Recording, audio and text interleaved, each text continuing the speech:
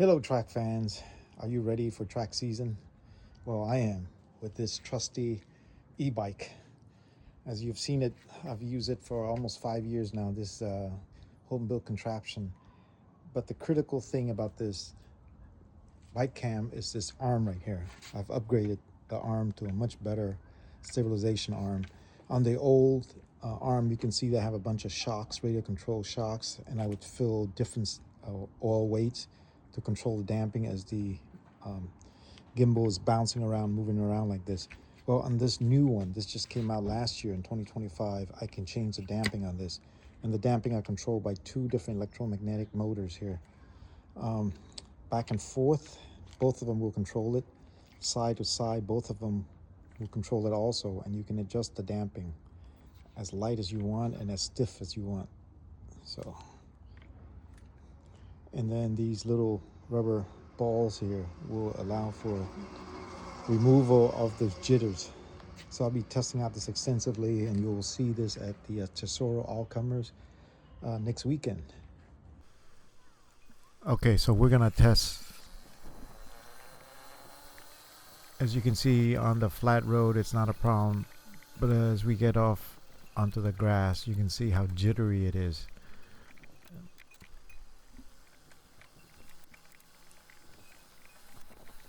Okay, look at the background, look at the trees.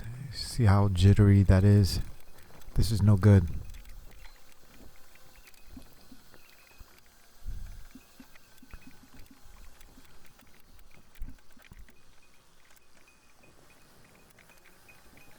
Okay, look at the grounds and the trees. You can see how jittery that is.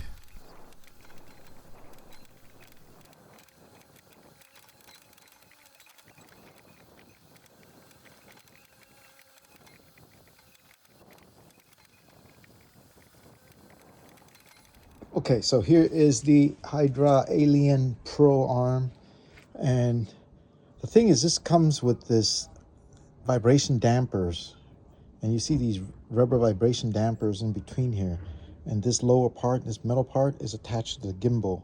Upper part is attached to the arm. So in theory, this should be movable with respect to each other. Like this part should be movable with this, and then you have this rubber damper to allow for movements, but it doesn't seem to have any movements. And in filming, I can see that there's a lot of jitters. So let me show you, let me cut to another video and let me show you how it's done with a drone. So on the typical drone, you can see there's a gimbal on there, just like on what I have here. But if you look at the mount, you see how flexible it is? It moves around so much. So I started thinking, well, don't I have something like that with the original arm? And I have this thing that flops around. It's able to move and flop around. So I'm going to put this on and test this and see if it does a better job than that stiff part. Didn't seem to do that good a job. So I don't know why they have this. And these rubber isolator doesn't seem to do anything. There's no movement in between them. So I don't see the point of this. Okay, so now I have the softer vibration isolator mounted, and you can see how this thing moves in relation to the other, as compared to the other vibration isolator. This thing has the ability to move back and forth, and then now you have rubber electromagnetic dampers here that controls the rotation. As you can see, as I'm swinging, it controls the rotation there. So I'm going to test this out and see if it's much better in removing the jitters.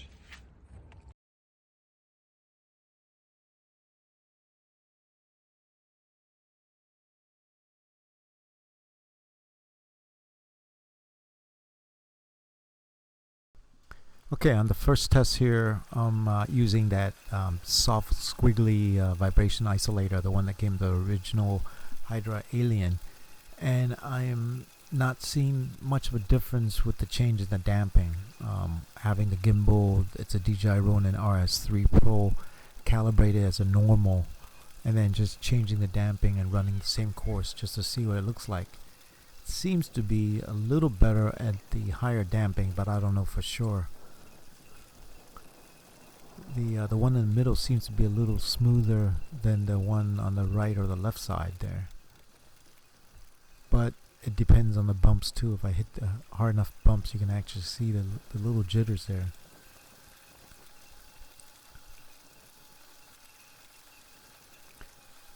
Interesting, the neighbors looking out and see this town idiot riding back and forth on this contraption.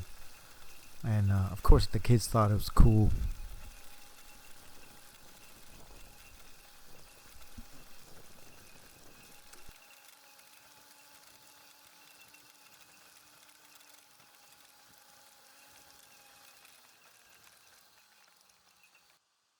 For this test, I'm running the gimbal calibrated under what it's called super strong, and changing the damping on the arm of the electronic damping, plus 30, plus 40, plus 50, plus 60, plus 70. I don't really notice much of a difference between any of these. The plus 40 seems to be a little better, but I can't really tell. They all look like they're still jittery. So between the strong and the normal calibration, I think the normal calibration with the plus 30 damping seems to be the smoothest.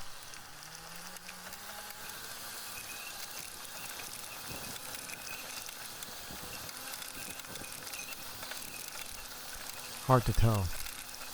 I think the one on the second from the right looks to be a little smoother.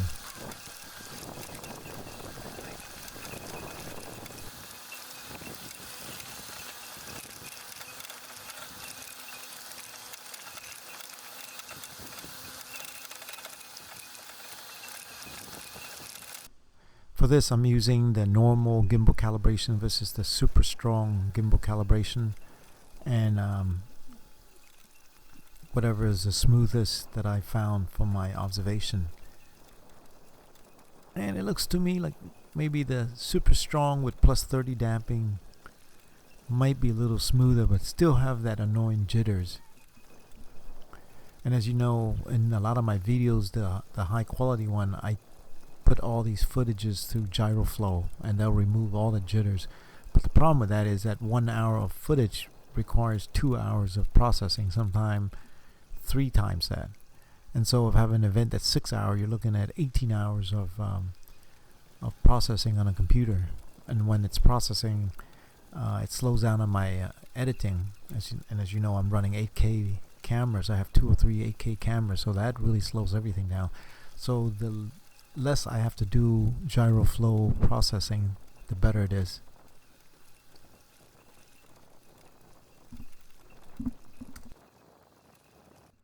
So the long and short of it is I'm still not happy with this, and I'm back to these pillows, these gray pillow looking thing.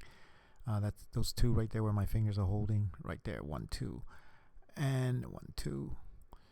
And it should allow the metal part on the bottom to move with respect to the top part. So what I'll do is I'm going to 3D print these pillows in polyurethane and set it up so that it's soft enough so that it will allow the pillows to compress more and allow the gimbal to ride up and down and absorb the vibration, the jitters. And then once I do that, I'll run some more tests, and I'll show you the footage.